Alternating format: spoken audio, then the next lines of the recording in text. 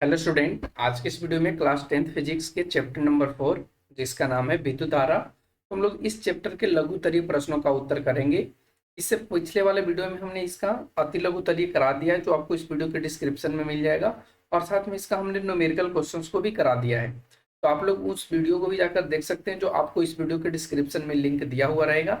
Class 10 से related और भी वीडियो हमारे चैनल पे अपलोड है, तो आप लोग जाकर के उन्हें भी देख सकते हैं।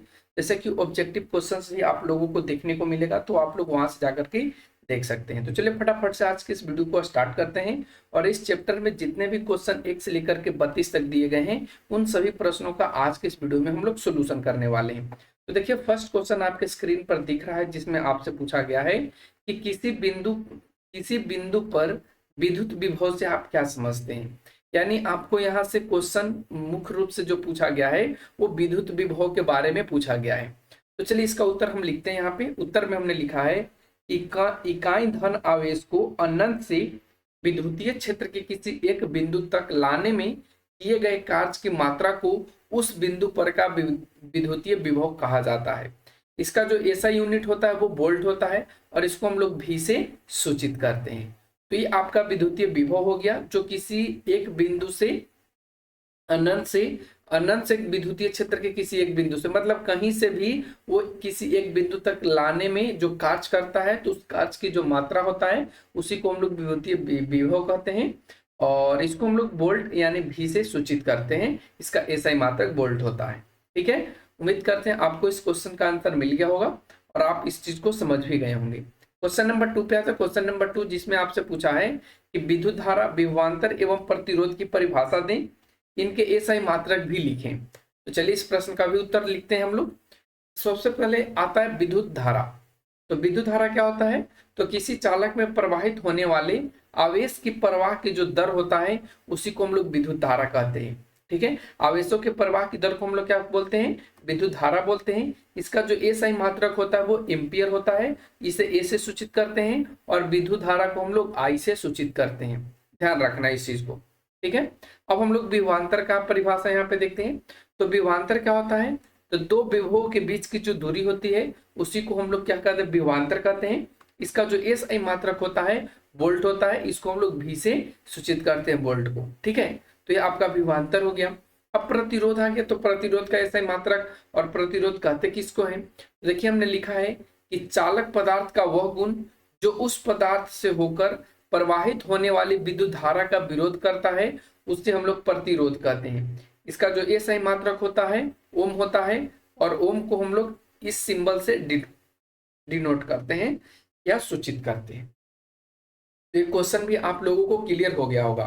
अब हम लोग आगे बढ़ते हैं क्वेश्चन नंबर 3 पे, जिसमें आपसे पूछा है कि किसी तार का प्रतिरोध 1 ओम, इसको हम लोग ओम बोलते हैं, तो 1 ओम है। इस कथन का मतलब क्या है या इसका अर्थ क्या है? तो देखिए उत्तर में हमने लिखा है किसी तार का प्रतिरोध 1 ओम है। इस कथन का यह अर्थ है कि किसी चालक के दोनों सिरों पर 1 वोल्ट विभवांतर आरोपित करके उससे 1 एम्पियर की धारा प्रवाहित की जाए, तो उस चालक का जो प्रतिरोध होगा वो 1 ओम कहलाता है। एग्जाम्पल के रूप में आप ऐसे समझ सकते हैं कि 1 ओम जो होता है वो 1 वोल्ट बटा 1 एम्पियर के बराबर होता है। तो यही चीज हमने यहाँ पे लिखा है कि 1 वोल्ट विभवांतर आरोपित करके उससे 1 एम्पियर की धारा प्रवाहित की जाए, तो उसका जो प्रतिरोध हो जाएगा ना वो 1 ओम हो जाएगा। ठीक है, तो आपको ऐसे लिखना था। अब आते हैं हम लोग क्वेश्चन नंबर 4 पे। इसमें आपसे पूछा है कि किसी चालक के सिरों के बीच विभवांतर किस प्रकार बनाए रखा जा सकता है। तो देखिए किसी भी चालक के सिरों के बीच विभवांतर आप बैटरी के माध्यम से बनाए रख सकते हैं। उत्तर में हमने ऐसे ही लिखा है कि किसी चाल के सिरों के बीच विभवांतर को बैटरी के माध्यम से बनाए रखा जा सकता है, क्योंकि बैटरी एक ऐसी युक्ति है जो अपने अंदर हो रहे रासायनिक अभिक्रियाओं द्वारा सेल के दोनों इलेक्ट्रोडों के बीच विभवांतर को बनाए रखता है। तो इस तरीके से आपको लिखना था। तो उम्मीद करते हैं भी क्वेश्चन का आंसर आपको समझ में आ गया होगा। अगला क्वेश्चन, क्वेश्चन नंबर 5 कहता है विद्युत धारा की प्रबलता की परिभाषा दें। ये आपके बुक में संकेत के रूप में भी दिया गया है, आप वहां से भी लिख सकते हैं। ठीक है, देखिए उत्तर में हमने लिखा है कि किसी चालक के किसी अनुप्रस्थ काट को पार करने वाली विद्युत धारा की प्रबलता उस अनुप्रस्थ काट से गुजरने वाली प्रति एकांक समय में प्रवाहित होने वाले आवेश का परिणाम है, उसी को हम लोग विद्युत धारा की प्रबलता कहते हैं। ऐसे समझना चाहें कि कोई भी अनुप्रस्थ काट है और उसको पार करने में जितनी भी विद्युत धारा लगेगी या जितने भी बल से वो पार करेगी, तो उसको गुजरने में 1 सेकेंड, एकांक मतलब 1 सेकेंड या एक समय में जो प्रवाहित होने वाली आवेश है उसका परिणाम इक्वल होता है, बराबर होता है। उसी को हम लोग क्या बोलते हैं, विद्युत धारा की प्रबलता बोलते हैं। ठीक है, तो उम्मीद करते हैं क्वेश्चन का आंसर आपको समझ में आया होगा और आप इसे लिख पाएंगे। क्वेश्चन नंबर 6, विद्युत धारा क्या है, इसका समीकरण एवं मात्रक लिखिए। तो चलिए इस प्रश्न का भी उत्तर जानते हैं। हमने लिखा है किसी चालक में प्रवाहित होने वाले आवेश के प्रवाह की दर को विद्युत धारा कहते हैं। इसका जो SI मात्रक होता है, ठीक है, वो एम्पियर होता है और इसको हम लोग लिखते हैं I बराबर Q गुना T। I बराबर यानी विद्युत धारा बराबर आवेश Q गुना T नहीं है, Q बटा T है, Q बटा T है। यहाँ पे I गुना T हो जाएगा। Q बराबर अगर निकालना चाहें तो I गुना T हो जाएगा, लेकिन यहाँ पे आपको विद्युत धारा पूछा है तो I बराबर हो जाएगा Q बटा T। ठीक है, Q का मतलब आवेश, ठीक है, आवेश बटा समय, ऐसे भी लिख सकते हैं विद्युत धारा बराबर। ठीक है, विद्युत धारा बराबर आप ऐसे भी लिख सकते हैं आवेश बटा समय। ठीक है, इसका ऐसे मात्रक तो एम्पियर आपको बता ही दिए और एम्पियर को हम लोग ऐसे डिनोट करते हैं। अब बढ़ते आगे के क्वेश्चन नंबर 7 पे। क्वेश्चन नंबर 7 कहता है कि ओम के नियम में चालक का ताप अचर क्यों होता है या ताप क्यों अचर रहता है, एक क्वेश्चन आपसे पूछा गया है। देखिए उत्तर में हमने लिखा है कि चालक का प्रतिरोध ताप के परिवर्तन से बदलता है।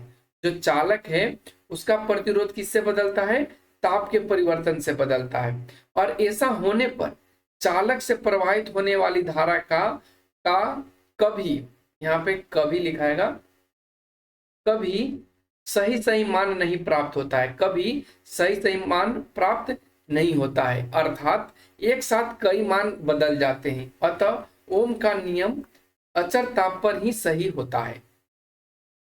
समझ में आया आपको इसका कहने का क्या मतलब है? तो देखिए फिर से इसको रिपीट करके समझा देते हैं कि कोई भी चालक तार है उसका जो प्रतिरोध होता है उसमें जो ताप में परिवर्तन होता है उसके अनुसार वो बदलता है।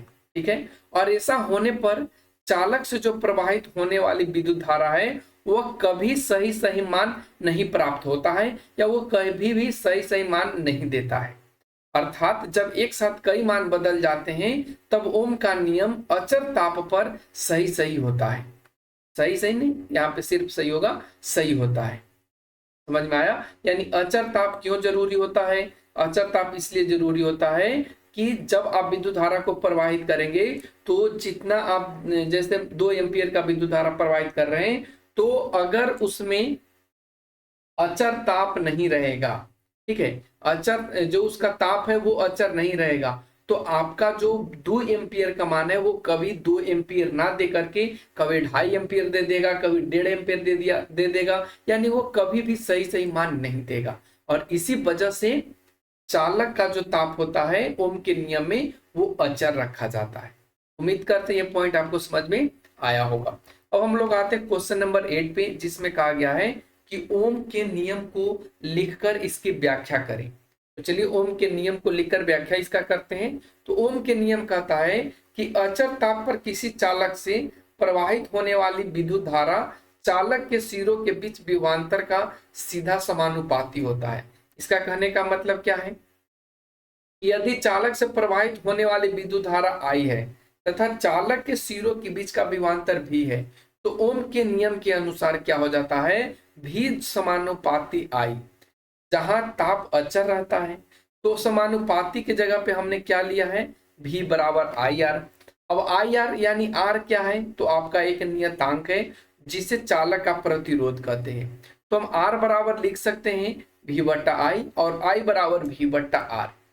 उपयुक्त संबंध से यह स्पष्ट होता है कि जो विद्युत धारा है वो विभवांतर का सीधा समानुपाती है। विद्युत धारा प्रतिरोध का व्युत्क्रमानुपाती है। ठीक है, तो ये चीज ओम के नियम से है, और ओम के नियम का व्याख्या हमने आपको यहाँ पे समझाया कि ओम का नियम कहता क्या है। ठीक है, अगर इसका सत्यापन देखना है तो वो अलग मैटर है, उसके लिए हम अलग से वीडियो अपलोड करेंगे, तो आप लोग उसे भी देख सकते हैं। ठीक है, तो उम्मीद करते हैं क्वेश्चंस का आंसर आपको समझ में आ गया है। वीडियो पॉज करके आप लोग नोट डाउन कर लीजिए। ठीक है, क्वेश्चन नंबर 9 बढ़ते हैं। क्वेश्चन नंबर 9 कहता है कि किसी परिपथ में कई प्रतिरोधकों को श्रेणी क्रम में जुड़ा हुआ कब कहते हैं, यानी एक से ज्यादा प्रतिरोध को हम श्रेणी क्रम में जुड़ा हुआ कब कहते हैं। ठीक है, तो चलिए देखते हैं। उत्तर में हमने लिखा है कि अनेक प्रतिरोधों को श्रेणी क्रम संयोजन में जुड़ा हुआ तब कहा जाता है जब पहले प्रतिरोध का अंतिम छोर दूसरे प्रतिरोध के प्रथम छोर से, दूसरे प्रतिरोध का अंतिम छोर तीसरे प्रतिरोध के पहले छोर से इत्यादि क्रम में जुड़ा रहता है, तथा उन सभी प्रतिरोधों से एक समान विद्युत धारा प्रवाहित होती है, तब हम कहते हैं कि वो आपका श्रेणी क्रम में जुटा है। जैसे एग्जाम्पल के रूप में अगर समझना चाहें तो ये आपका एक प्रतिरोध है। ठीक है, फिर इसका जो ये सिरा है वो इससे जुड़ा है, फिर इसका जो ये सिरा है लास्ट सिरा वो इससे जुड़ा है, फिर इसका जो ये सिरा है यहाँ पे फिर ये इससे, तो ऐसे चीज को हम लोग बोलते हैं श्रेणी क्रम संयोजन। ठीक है, उम्मीद करते हैं आप लोगों को समझ में आ गया होगा। अब हम लोग बढ़ते हैं क्वेश्चन नंबर 10, जिसमें कहा है कि किसी परिपथ में कई प्रतिरोधकों को पार्श्व क्रम अर्थात समांतर क्रम में जुड़ा कब कहते हैं। तो अभी हमने आपको श्रेणी क्रम बताया और जस्ट इसका उल्टा होता है समांतर क्रम। समांतर क्रम क्या होता है कि अनेक प्रतिरोधों को समांतर क्रम संयोजन में जुड़ा हुआ तब कहा जाता है जब उन सभी प्रतिरोधों का बायां छोर एक बिंदु तथा दायां छोर दूसरे बिंदु पर संयोजित रहता है। जैसे कहने का मतलब ये आपका कोई प्रतिरोध है। ठीक है, तो इसका फिर यहां से ऐसे रहेगा और फिर यहां से ये ऐसे जुटेगा। ठीक है, फिर यहां से ऐसे, तो हम लोग इसको बोलते हैं समांतर क्रम संयोजन। तो उम्मीद करते हैं आपको समांतर क्रम संयोजन समझ में आ गया होगा। अब हम लोग बढ़ते आगे के क्वेश्चन नंबर 11, जिसमें कहा है कि प्रतिरोध की उत्पत्ति का कारण क्या है।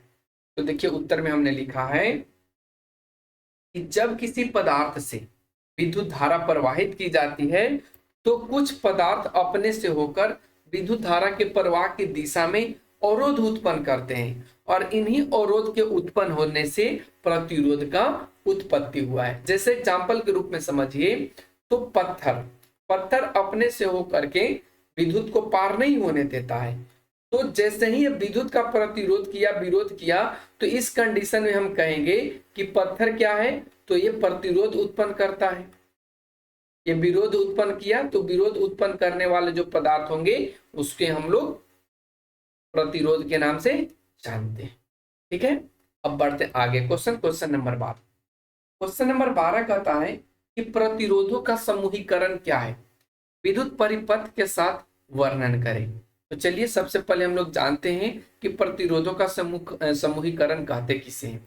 तो दो या दो से अधिक प्रतिरोधकों को एक दूसरे से कई विधियों द्वारा जोड़ने की जो प्रक्रिया होती है उसी को हम लोग प्रतिरोधों का समूहीकरण कहते हैं। इसकी दो विधियां हैं, तो कौन कौन से इनका दो विधियां हैं, एक तो आपका श्रेणी क्रम समूहन है और एक आपका समांतर क्रम या पार्श्व क्रम समूहन है।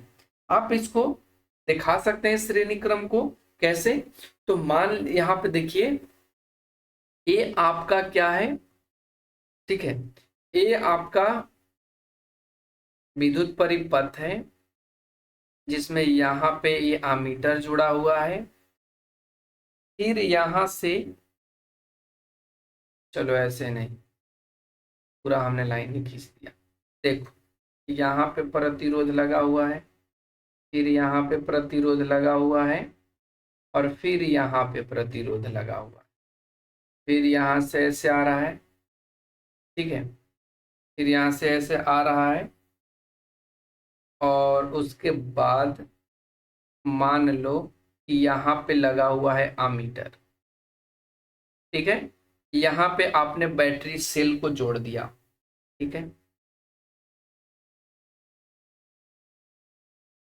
इस तरीके से आपने सेल को जोड़ दिया। ये आपका प्लस है और ये आपका माइनस, ठीक है। और यहाँ पे आपने डाल दिया एक कुंजी। ये आपका R1 है, ये आपका R2 है और ये आपका R3 है। तो ये आपका कौन सा क्रम में जुड़ गया? श्रेणी क्रम। अगर हम समांतर क्रम में जोड़ना चाहें तो ऐसे जोड़ेंगे। अगर हम समांतर क्रम में जोड़ना चाहें तो इस तरीके से जोड़ेंगे। जैसे कि देखो, आप ऐसे इसको मिटा लीजिए और ऐसे यहाँ पे आप लोग लिख लीजिए।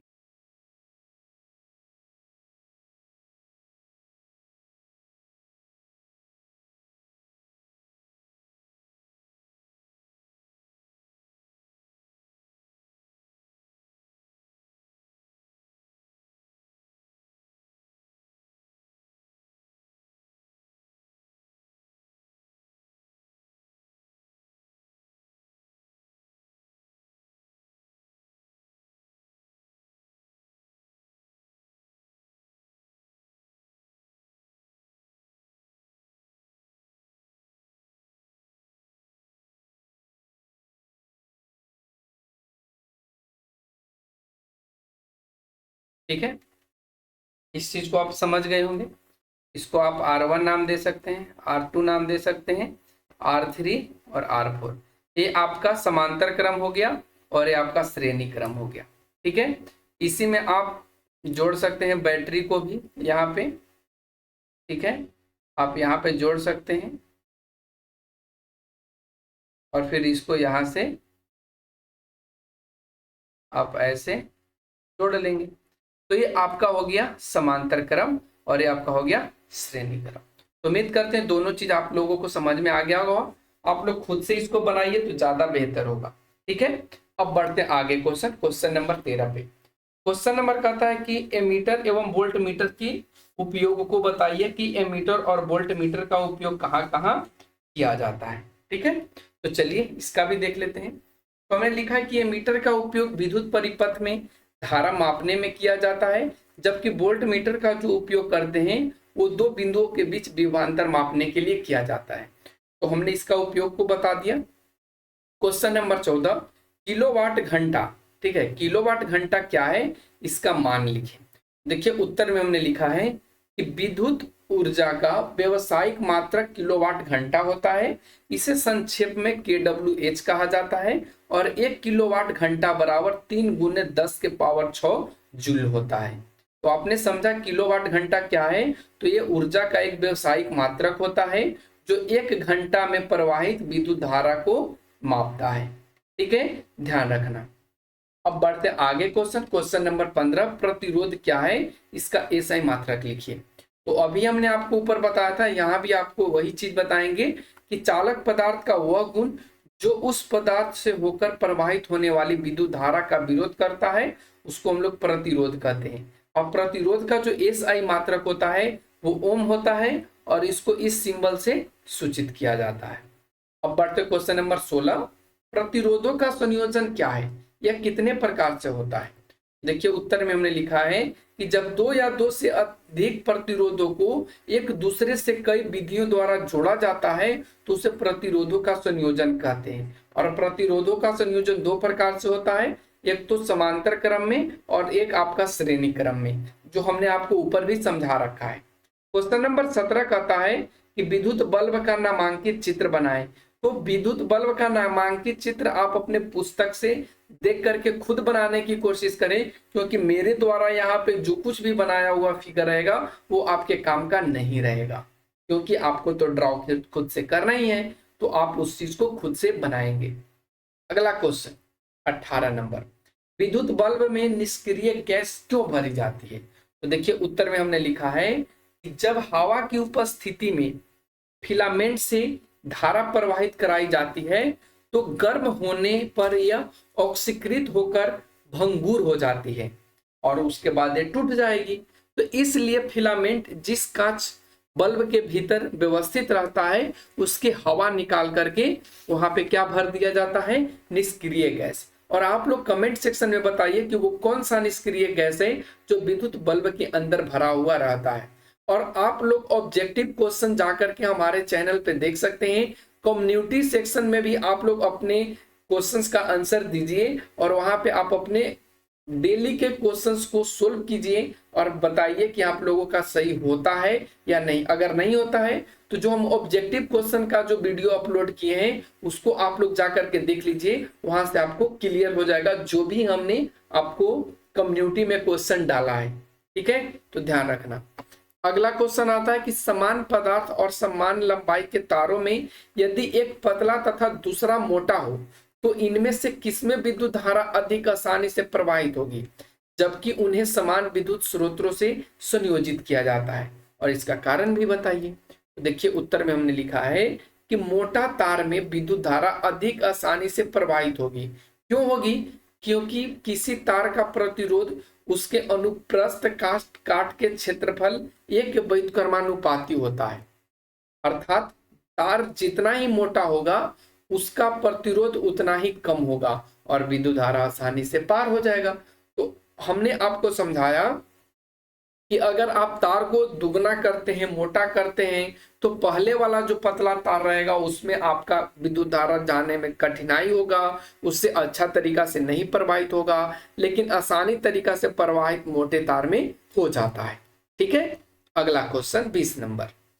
यदि किसी विद्युत अवयव के दो सिरों के बीच विभवांतर को उसके पूर्व के विभवांतर की तुलना में घटाकर आधा कर देने पर भी उसका प्रतिरोध नियत रहता है, तो अवयव से प्रवाहित होने वाली विद्युत धारा में क्या परिवर्तन है? तो ध्यान रखना, यहाँ पे विभवांतर की तुलना में उसको घटा करके आधा किया जाता है तो प्रतिरोध जो है वो अचर रहता है, उसमें कोई छेड़छाड़ नहीं होता है। तो क्वेश्चन में पूछा है कि जो आप विद्युत धारा प्राप्त करेंगे उसमें क्या परिवर्तन आएगा।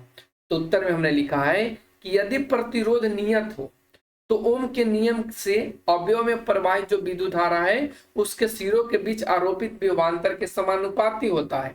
और जब समानुपाती होता है तो जब आप विभवांतर को कम करेंगे, आधा करेंगे, तो जाहिर सी बात है कि विद्युत धारा भी आपका आधी हो जाएगी। ठीक है, तो इस तरीके से आपका 20 नंबर क्वेश्चन का आंसर हो गया। अब अगला क्वेश्चन 21 नंबर आता है जिसमें कहा है किसी तार में विद्युत धारा प्रवाहित होने पर उसमें ऊष्मा क्यों उत्पन्न होती है। तो चलिए इस प्रश्न का उत्तर जानते हैं। उत्तर में हमने लिखा है कि चालक में आरोपित विभवांतर के अधीन जब इलेक्ट्रॉन गतिशील होते हैं तब परमाणुओं से उनकी बारंबार टक्कर होती है। इन टक्करों के कारण इलेक्ट्रॉन विद्युतीय क्षेत्र से प्राप्त विद्युतीय क्षेत्र से प्राप्त की हुई ऊर्जा को खो देता है और यह ऊर्जा उन कणों को प्राप्त हो जाता है जिनसे इलेक्ट्रॉन टकराता है। इसके फलस्वरूप परमाणुओं की औसत गतिज ऊर्जा बढ़ जाती है और इस प्रकार चालक में ऊष्मा के रूप में विद्युत ऊर्जा का अंतरण होता है। अतः जब किसी चालक से विद्युत धारा प्रवाहित होती है तो चालक गर्म हो जाता है। और ये आपके बुक में भी आंसर दे रखा है संकेत में, तो आप लोग वहां से भी इसको लिख सकते हैं। अगला क्वेश्चन आता है क्वेश्चन नंबर 22।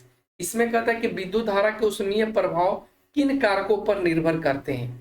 तो चलिए इस प्रश्न का उत्तर जानते हैं। उत्तर में उन्होंने लिखा है कि विद्युत धारा के जो ऊष्मीय प्रभाव है वो निम्न कारकों पर निर्भर करता है। फर्स्ट, प्रतिरोधकता पे, यानी प्रतिरोधकता बहुत अधिक हो ताकि इसके साधारण लंबाई एवं मोटाई वाले तार का प्रतिरोध अधिक हो और उनमें कम धारा प्रवाहित होने पर अधिक ऊष्मा उत्पन्न हो सके। और सेकंड है गलनांक।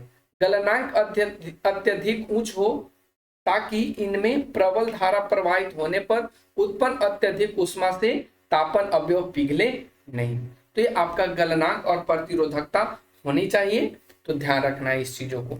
अगला क्वेश्चन आता है क्वेश्चन नंबर 23 जिसमें कहा गया है किसी चालक से प्रवाहित धारा के कारण उत्पन्न ऊष्मा संबंधी जूल के नियम क्या है। तो ये भी बहुत इजी है, आपके बुक में एकदम हूबहू लिखा है, आप लोग वहां से भी लिख सकते हैं कि किसी चालक के प्रवाहित धारा के कारण उत्पन्न ऊष्मा संबंधी नियम का प्रतिपादन जूल ने किया था, जिसे जूल का ऊष्मीय नियम कहते हैं। और इस नियम के अनुसार चालक में उत्पन्न ऊष्मा यानी क्यू क्या होगा, तो उस चालक से प्रवाहित होने वाली विद्युत धारा के वर्ग का सीधा समानुपाती होगा, जैसे कि हमने Q लिया है यहाँ पे ऊष्मा, तो जो Q का मान होगा वो सीधा समानुपाती I स्क्वायर के होगा, और जहां पे प्रतिरोध और जो टाइम है वो अचर रहेगा। प्रतिरोध और जो टाइम है, जो रेजिस्टेंस है, वो अचर रहेगा, तो ध्यान रखना। फिर सेकंड नियम में कहता है कि चालक के जो प्रतिरोध R है वो सीधा समानुपाती होता है किसके? Q के। देखिए यहाँ पे Q के समानुपाती है, और जब Q का समानुपाती R होगा तो इस कंडीशन में जो विद्युत धारा है और जो टाइम है वो दोनों अचर रहेगा, उन दोनों में कोई बदलाव नहीं आएगा। थर्ड में जो कहा है उसमें ये कहा है कि चालक से प्रवाहित होने वाली जो विद्युत धारा है उसमें लगे समय जो T है वो सीधा समानुपाती होता है इसके? तो ऊष्मा के, यानी Q समानुपाती R हो जाएगा, जिसमें I और R, देखिए यहाँ पे I और R अचर रहता है, तो यहाँ पे R नहीं T होगा मेरे भाई, ये T होगा। किस? Q समानुपाती T होगा, जिसमें I और R दोनों क्या होंगे? अचर होंगे। तो इन चीजों को आप ध्यान में रख लेना और इसको नोट डाउन भी कर लेना है। अब आते हैं आगे, क्वेश्चन 24 नंबर कहता है कि विद्युत तापन युक्तियों के मूल सिद्धांत क्या है। इस प्रश्न का राइट आंसर हो जाएगा कि जब किसी चालक तार जैसे कि हीटर, आयरन, टोस्टर में विद्युत धारा प्रवाहित किया जाता है तब इलेक्ट्रॉन तथा चालक के कणों के टकराव के कारण उष्णीय ऊर्जा उत्पन्न होता है, जो विद्युत तापन युक्तियों के मूल सिद्धांत होते हैं। यानी विद्युत तापन जो युक्ति होंगे उनका मूल सिद्धांत यही होगा कि जब उनसे विद्युत धारा प्रवाहित की जाए तो उनके अंदर उष्णीय ऊर्जा उत्पन्न हो, तो उसी को हम लोग बोलते हैं विद्युत तापन युक्ति के मूल सिद्धांत। ठीक है, उम्मीद करते हैं 24 नंबर आपको समझ में आ गया होगा। क्वेश्चन नंबर 25 कहता है कि विद्युत तापन युक्तियों जैसे कि ब्रेड, टोस्टरों तथा विद्युत स्थितियों के तापन अवयव शुद्ध धातु के न बना करके किसी मिश्र धातु के बनाए जाते हैं। ऐसा क्यों बनाए जाते हैं? चलिए इसका उत्तर जानते हैं। उत्तर में उन्होंने लिखा है कि विद्युत तापन युक्तियों के तापन अवयव प्राय नाइक्रोम का बना होता है। किस चीजों का बना होता है? नाइक्रोम का बना होता है। लेकिन नाइक्रोम एक धातु न है, मिश्र धातु है। यह तापन अवयव मिश्र धातु के निम्न कारणों से बनाए जाते हैं। नंबर फर्स्ट, कि जो मिश्र धातु होते हैं उनकी जो प्रतिरोधकता है वो प्राय धातु की अपेक्षा अधिक होता है। ठीक है, मिश्र धातु का जो गलनांक है वो धातु की अपेक्षा अधिक होता है। यह लाल तप्त 800 डिग्री सेल्सियस पर होने पर भी ये ऑक्सीकृत नहीं होता है। तो इन्हीं सब वजहों से जो विद्युत तापन युक्ति है उनके तापन अवयव को मिश्र धातु के बनाए जाते हैं, न कि धातु का। ठीक है, तो उम्मीद करते हैं समझ में आया होगा। अगला क्वेश्चन 26 नंबर, अतः किसी विद्युत हीटर के परिपथ में जुड़ा चालक तार क्यों उत्तप्त नहीं होता जबकि उसका तापन अवयव उत्तप्त हो जाता है? तो देखिए उत्तर में उन्होंने लिखा है कि परिपथ में जुड़ा तार प्रायः धातु अथवा तांबे का होता है, जबकि विद्युत हीटर का तापन अवयव मिश्र धातु अर्थात नाइक्रोम का बना होता है, और यह नाइक्रोम की प्रतिरोधकता तांबे से बहुत अधिक होता है, इसलिए ताप उत्तप्त नहीं होता है जबकि तापन अवयव उत्तप्त हो जाता है। तो आपने समझा, यह धातु और मिश्र धातु का खेल है। जो विद्युत हीटर होते हैं वो क्या होते हैं? तो मिश्र धातु के बने, नाइक्रोम के होते हैं, जबकि और भी धातुएं जो हैं वो किस चीज के बने होते हैं? वो शुद्ध रूप के धातुओं से बने होते हैं, और इसी के वजह से वो क्या करते हैं, जो प्रतिरोधकता है वो उनसे कम हो जाता है। किनसे? मिश्र धातुओं से।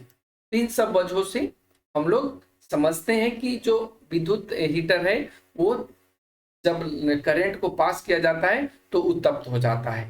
ठीक है, चलते हैं आगे के क्वेश्चन नंबर 27। ये कहता है विद्युत परिपथ में फ्यूज तार क्यों लगाए जाते हैं? चलिए इसका उत्तर जान लेते हैं।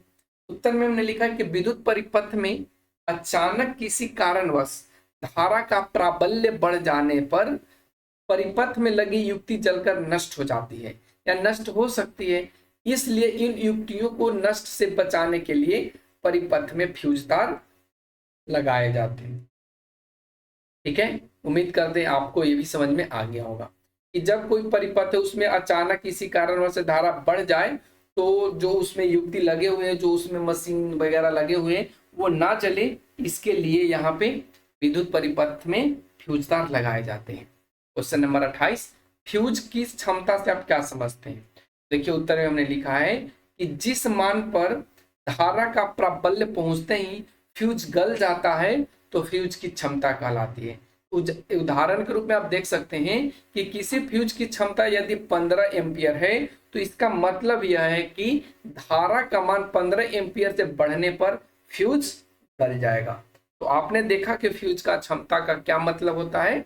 अब क्वेश्चन नंबर 29 कहता है यदि एक एमीटर को समांतर क्रम में जोड़ा जाए तो उसकी कुंडली के जल जाने का खतरा होता है, ऐसा क्यों होता है? देखिए उत्तर में हमने लिखा है कि दो युक्तियों को किसी विद्युत परिपथ में समांतर क्रम में जोड़ने पर कम प्रतिरोध वाली युक्ति से अधिक धारा प्रवाहित होती है। चूंकि एमीटर का प्रतिरोध बहुत कम होता है इसलिए किसी युक्ति के साथ इसे समांतर क्रम में जोड़ने पर परिपथ की जो कुल धारा है वो एमीटर से होकर प्रवाहित होगी और इस कारण से उत्पन्न अत्यधिक ऊष्मा से उसकी कुंडली के जलने का खतरा होता है। और ये जो आपका आंसर है वो आपके बुक में संकेत के रूप में दे रखा है, तो आप लोग वहां से भी उसे नोट डाउन कर सकते हैं।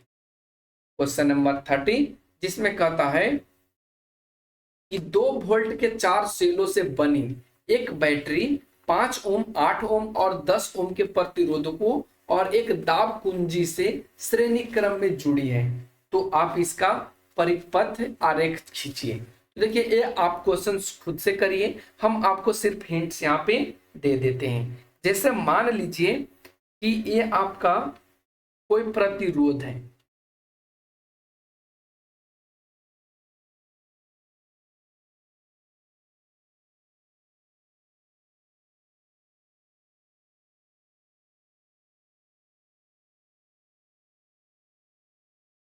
ठीक है, आपको इस तरीके से फिगर ड्रॉ कर लेना है। इसमें 3 का है तो हम लोग यहाँ पे 3 ही लेंगे, ठीक है।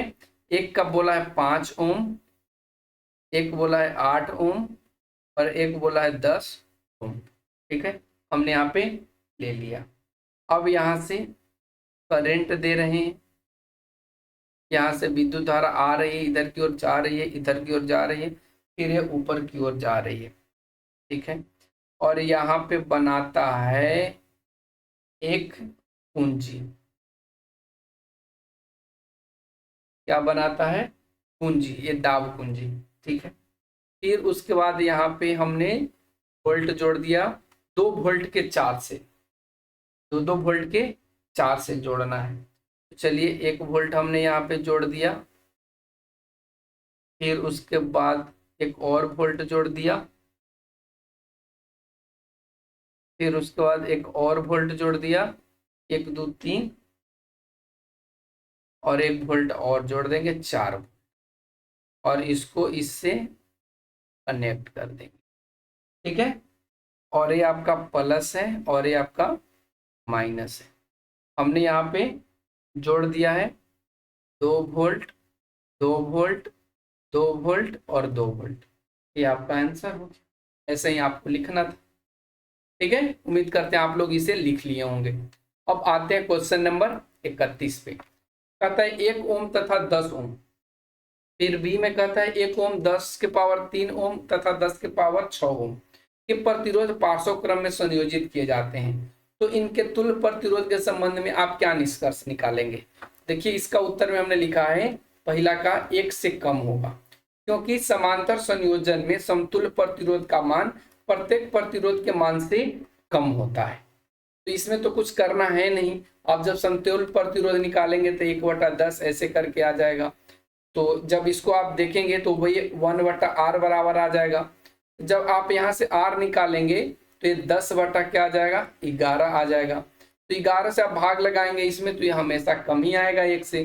तो इस कंडीशन से आप कह सकते हैं कि जो तुल्य प्रतिरोध होता है वो हमेशा उसका मान 1 से कम ही आता है, ठीक है।